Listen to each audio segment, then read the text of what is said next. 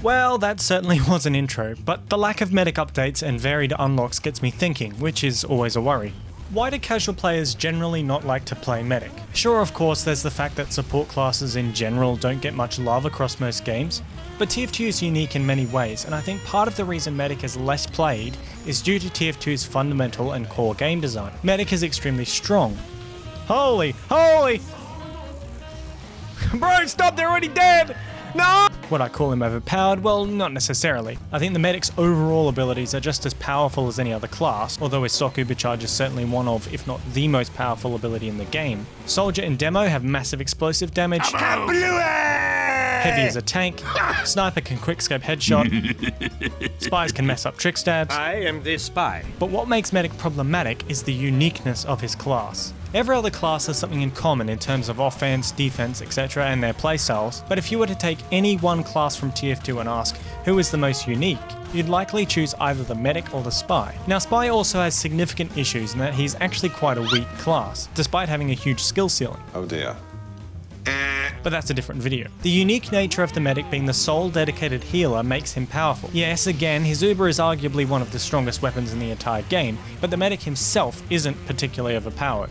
Much like when you're at a Christmas gathering and you can just feel your snot-nosed baby family friend is 2 milliseconds away from asking if you have any games on your phone, medic just feels strong because there's no other classes to genuinely compete with his unique abilities. What? What are you talking about? I'm going to preface the rest of this video with an extremely important point for all you cranky Carls out there. This is an opinion piece. For all the commenters who are eager to suggest contrary points to my arguments, this video is extremely exhaustive and hopefully assesses most important edge cases or contrary arguments to an incredible level of detail. This will make sense as the video goes on because it's natural to think, well, what about this situation? But taking this video as a whole, you'll come to see my rationale. So keep an open mind and here we go. Let's assess healing for each class. Broadly, there are only 6 classes that can heal others, including the medic, and 15 items which provide said healing. This apparently was a massive sore point in my last video. In any given game, these items barely scratch the surface in the amount of healing they provide, and despite all the comments suggesting these classes can be considered healers, they certainly are not the focus of the class using it, unlike with the medic. Heck, most of these items don't deal healing directly. The person affected has to either deal damage to receive it back as health, like with the Mad Milk or Conch, or in the case of the Pyro, has to reflect an enemy crossbow shot onto a teammate. Other games like Overwatch have entire subgroups dedicated to healers within the support category. This makes gameplay interesting, dynamic and varied, and sometimes overpowered, but let's not delve into the cesspit of trying to balance a game with 32 playable characters. We thankfully only have 9. The uniqueness of medic being the only dedicated healer in the game means healing becomes so valuable that the efficiency of providing said healing becomes a hugely important aspect to his play. The unfortunate byproduct of this is that medic gameplay can become quite stale in terms of the variety of playstyles available to him, which is just another of the many reasons why it can often be difficult to find players in casual service who actually want to play medic, and indeed finding a medic who is actually competent. The staleness of medic gameplay is most pronounced through his primary and melee weapons. I don't want this video to be essentially a readout of the wiki, but I think putting these key points in the context of a video essay highlights my point pretty well, and likely is still more interesting than just reading an entire wiki. I mean, reading's for Harry Potter nerds, right?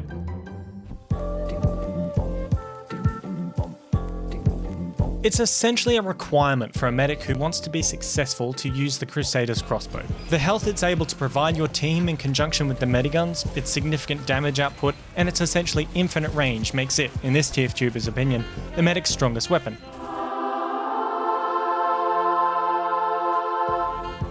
Which is the only opinion that matters. Sit down and get ready to be schooled, Max.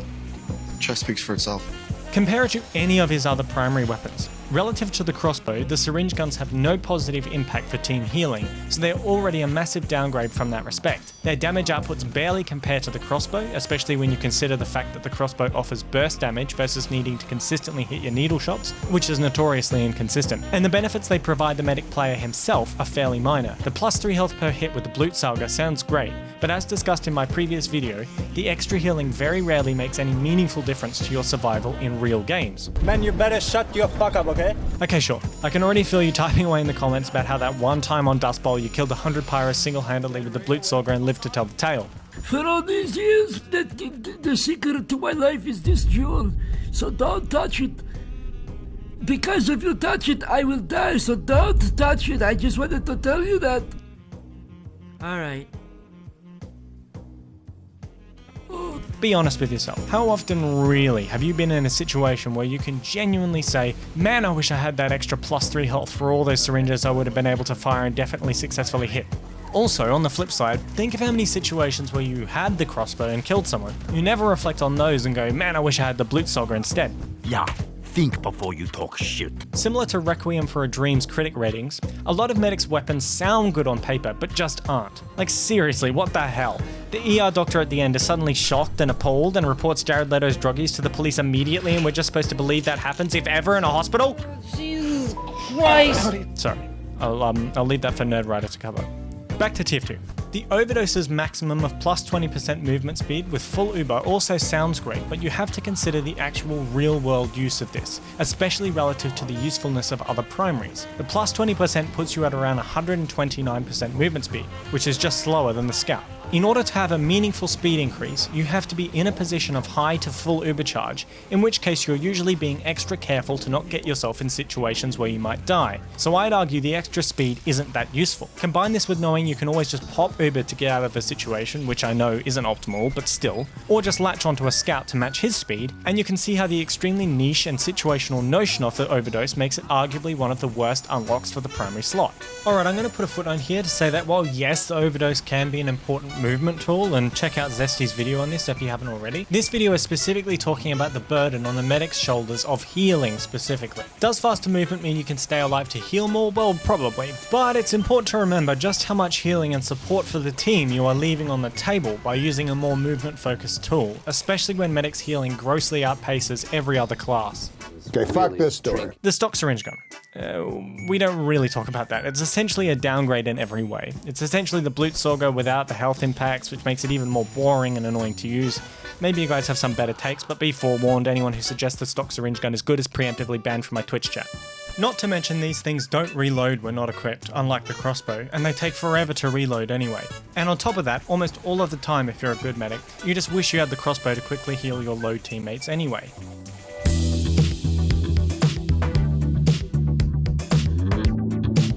For melee weapons, I won't be talking about the Solemn Vow. I know, it's a must-pick in competitive where seeing enemy health is incredibly important, both for you and your team, sure, but you rarely see it used in casual. Besides, if anything, a must-pick melee weapon in either case still points to the idea of a stale gameplay state. With that out of the way, there is a bit more leeway in which melee weapon you can use, but usually the Ubersaur is a default pick for a medic who wants to be successful in casual. Its massive upside of 25% Uber charge on each hit is incredibly useful in terms of building Uber more quickly, but can also push you to 100% Uber in scary 1v1s where you can use your Uber charge to get away. I can already feel people hearing this and thinking in their head, well, just use the Overdose and Ubersaur together. Melee someone to get to 100% and use the speed boost to get away. But this situation is even more rarely going to work out for you. In a melee situation with the medic, you're either just going to kill the person with melee if you can maintain your health, or you just die of course, or you're bumped up to over 100% and left at really low health and are scared, so then you use the Uber charge to get away. Having 100% Uber and low health and trying to get away with 129% movement speed with the Overdose, especially against explosive classes like Soldier, is extremely unlikely to ever work. You're basically planning for a super niche situation and throwing away all the positives of the crossbow for the entire duration of your life in favour of it. I could see the Overdose having more usefulness for battle medics and just in general if a passive speed boost of plus 20% was applied at all times when you have it out. Valve, please fix. Alright, sorry, this is supposed to be the melee portion of the video. The Vitasaur is unique in that it collects organs for each hit, and each organ collected keeps 15% of your Ubercharge level on death, up to a maximum of 60%. I would argue, however, that giving you 25% Uber in that moment with the Ubersaur is far stronger versus keeping theoretically 15% upon death and having a lower max health for 140. Now why is that? Well, again, using your melee weapon should be either a last resort or maybe finishing off a retreating enemy, or wishing you had used it to save some semblance of an Uber charge. Now you can see finishing off a retreating enemy and getting 25% Uber is just a clear win, but why is it still better to have the Ubersaur in last resort moments where you might die? Retaining 15 or 30% of your Uber when you die sounds good, but you need to remember that having that Uber on respawn isn't that strong, especially in casual, as you can't predict the future. You may die immediately and boom, that Uber charge is gone. Also, say you survived the last resort situation. You've saved up some organs, which is great, but you could have built 25, 50, 75% Uber with the Ubersaur ready to use on your team immediately, so you'd be the judge, but I would say it really is just a downgrade from the Ubersaur in casual. I used to rank the Amputator lower than the Vitasaur, but after using it for a while, I place it above the Vitasaur, but still leagues below the Ubersaur. The Amputator is just weak. I'm gonna kill you. You're gonna be dead, okay? Okay? I can already feel the hot take commenter starting to boil over, but it is, and here's why. On paper, its stats are interesting. Let's first look at its minus 20% damage output. This doesn't sound like a problem, but going from 65 damage to 52 means low health classes of Scout, Engineer, Sniper and Spy, when fully healed, go from taking 2 hits to kill to 3, which is a massive difference, especially when you consider you get no buff from those 3 hits with the Amputator. As I've mentioned in my previous video, in competitive, counting the Uber charge of the enemy medic is important, and requiring the enemy to keep track of any melee hits makes it somewhat easier to obfuscate his Uber charge level. The downside of a slower swing speed on the Ubersaur barely has any impact, considering the 65 damage per swing. Simply maintaining accuracy over wildly swinging and trying to get 3 hits or more with the Amputator means it's essentially negated anyhow. Now the Amputator does allow you to self-heal with it actively equipped, as well as the taunt, but the problem is this goes against the core mechanic of Medic. He is the dedicated healer for his team. You should rarely have your melee out to start with. It can be useful to heal yourself in a pinch, granted, particularly with Afterburn, but most time spent with your melee out is better spent healing your team with your medigun. Standing around with your melee out to get a small self-heal buff while your team needs hardcore healing will make your team want to strangle you. In writing this video, I've had many heated discussions with my Twitch chat regarding the efficacy of the taunt. Once again, its stats sound great on paper, but I've come to the conclusion it's essentially useless relative to other modes of healing almost all of the time. The problems with the Amputator can be broken down into 3 key areas: timing, location, and mobility. When using the taunt, you become immobilized for around 4.5 seconds. This means naturally you have to put yourself into a safe position, which sounds easy, right? I see these suggestions all the time. Just get behind your team, just get to a position of safety. The problem with this, and with the goal of Medic being to keep your team alive, is that your teammates take deadly damage in firefights in mere milliseconds, not several seconds. It can take those several seconds for a Medic to be in a position where the taunt won't get you killed. Big mistake. While still being in line of sight range of your teammates. This delay, combined with the fact your team is constantly moving, means it is so rare, and I'll talk about this rarity later, to be in a position where you can do a significant amount of healing to your team without them either having moved away or already being dead. Backing yourself into a corner is good for protection, but often not as effective for line of sight. So you have to step out more, which then opens yourself up to explosives and backstabs. You're basically at the mercy of the enemy team and taking a gamble on your life to be more efficient with heals. But just getting the Amputator to be efficient and heal many people, which, as I said, is rare, is only half the problem. Let's assume 4 teammates just took damage and are within its range at 1 HP, which is already a once in a blue moon event. You will deal 105 healing to each of them over the course of the taunt. If you were to manually heal them instead with the crossbow and stock Uber, not even the quick fix, you can heal all 4 of them for roughly the same healing in only about 4 seconds more time. Bear in mind, this is the best case scenario where the Amputator is healing many people without hitting full health. Now that's very important. Once that's reached, the Amputator does no more healing and is effectively useless. Let's change the scenario instead to 4 teammates within the range of the taunt who were just damaged less than the healing the taunt puts out, which is a far more likely scenario. You can heal all 4 of them in roughly around the same time, making it roughly as good as the Amputator in those moments. And remember, even though in that first scenario it took 4 seconds longer to heal the same amount, I could have instantly started overhealing, which is useful especially when you consider the other aspect of the taunt, taunt where the AoE healing only delivers 66% of the uber charge you would have received healing directly with the medigun. Now, the upside of course in these scenarios is that your team receives the healing all at once instead of over time, which may indeed save a few of them from death in those instant moments of a firefight. This leads to people still suggesting though that the Amputator is good due to this group healing in really tight choke points like in Barblitz second, Pier last, or Dust Bowl last. But in gathering clips for this video, I can count on one hand the number of times I healed more than I could have manually healed. Not to mention, even for diehard fans of the Amputator, you have to admit, this is basically banking on this situation happening multiple times per round or per point in order to be a better melee than the Ubersaw. I've heard suggestions this can be useful in sixes where a team is more coordinated and can bunch up, but again, you can basically manually heal for the same health without it, and bunching up, especially in competitive, just to heal sounds like a bad idea to me. Okay, I know that was a lot of information to take in, so maybe take a breather, maybe go watch elmaxo's second channel or something. I don't think everyone can. From my point of view, I think not everyone can go into becoming video essayists, so we'll have no plumbers, you know? Some people have to do things that they don't want to. I don't even want to treat those jobs like not desirable, but what I'm trying to say is I don't think many people aspire to that position, right? But I'm like, that's kind of brutal. That's what I've been thinking about this week more. And, you know, maybe I need to dial that thought back, give it a bit more fleshing out. But I still stand my belief that I do think I have a good work ethic. Haha, look at me, I am the hardest worker. I want 10 out of 10 girls, super chad shit, and I want all the money. Alright, nice and relaxed? Okay, lastly, let's talk about crit healing.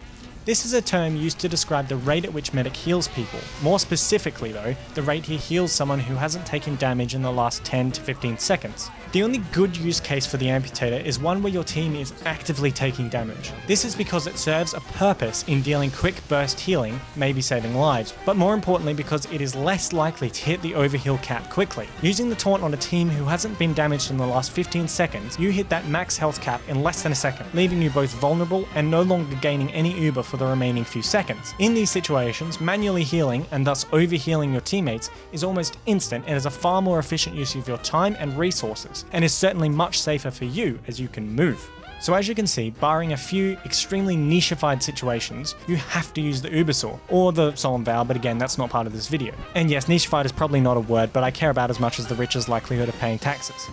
The joke is they don't like to pay taxes. And now, a short compilation of Dragos raging while trying to obtain clips with this damn weapon! He's trying. He's really trying. By the way, I'd have 100% Uber right now, but because I don't have the Ubersaw. Also, I hit that spike twice! Alright, we use. Actually good, but not really, because we did like a tiny bit of healing on the Scout and Pyro, and they already ran out of my fucking sight. And I'm dead to a spy! What can I use here? Nope. And a spy. Right, like here, right? There's lots of damage that comes in here, so here's a good spot to use it. It's still barely in the range. But I'm still using it, right? We're doing 20 health there. That's it. 3 health over there. Oh, that was on me, I think. Whereas, and no overheals, just so you know.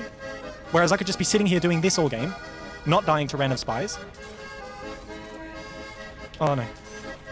Also, he'd be dead if I had Ubersaw right there. Okay.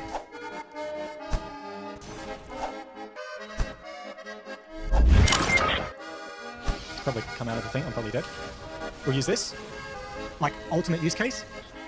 Did it do enough? Like, you be the judge. Did that do enough healing to warrant having the Amputator? That's fuck! Don't stab me! We're fine. Hold on, 5 HP, don't even need it more. This is actually working, I can't believe it. There's another spy. Sorry to pop in unannounced. Alright, let's taunt. Use this shitty fucking weapon. Oh, I'm dead. Yep. Okay, we're gonna use right here. It's actually not a bad spot to use, but it just doesn't do much healing, man. I'm just gonna keep using and see what the hell happens. Am I dead? How did you even stab me? Here we go. We're doing it, Rainbow Road. We're winning. I'm just gonna do this because I need the help. But I'm gonna die. We're on the corner here. Could be lots of damage coming in. Got 3 people in range. By the way, I'm taking explosive damage because I have to be within the range, but it's it's back! Stand where the team is. Okay, if I stand here, right, I'm where the team is. I can't stand further out there because I'll die. I'll stand here. Let's see. No health on the soldier. No healing going on except on me. Nothing's happening. That's a spy. If I didn't have my back turned, I would be dead.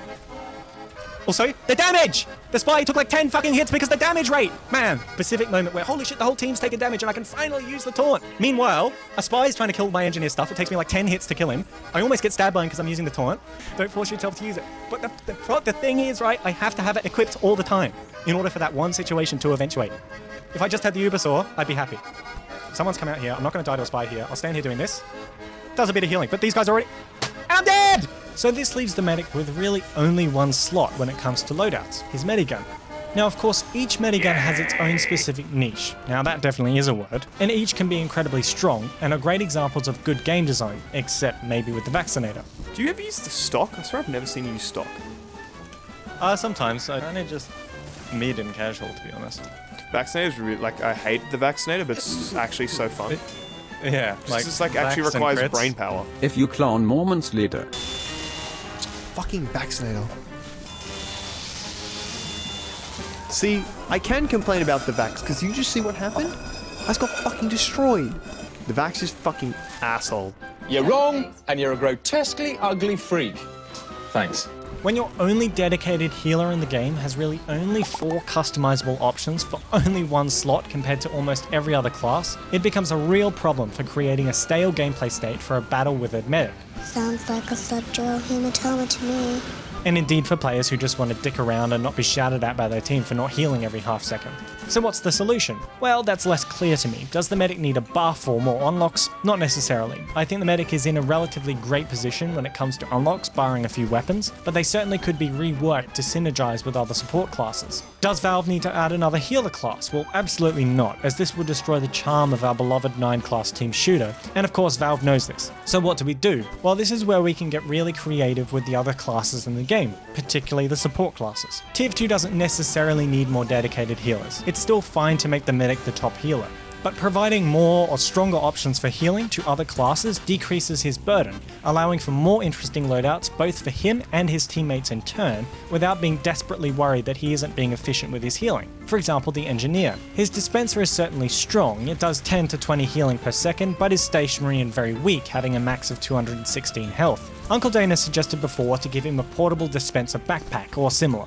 Perhaps he could get an unlock for a weaker Rescue Ranger, which provides healing orbs for teammates which have an AoE effect for a few seconds on the player it hits. Epsilon from my Discord suggested similar, where the medic could attach a booster to teammates which give them extra HP, their own passive regen for a short while, perhaps some form of resistance. Sleepy suggested something like the Gas Passer but for healing. Something like the Mad Milk which could be changed to provide AoE healing for the region the scout throws it onto. I'd love to hear some more examples in the comments for different items, or in my Discord, the link's in the description. I promise we won't bite, there have been a few weird suggestions, don't you worry.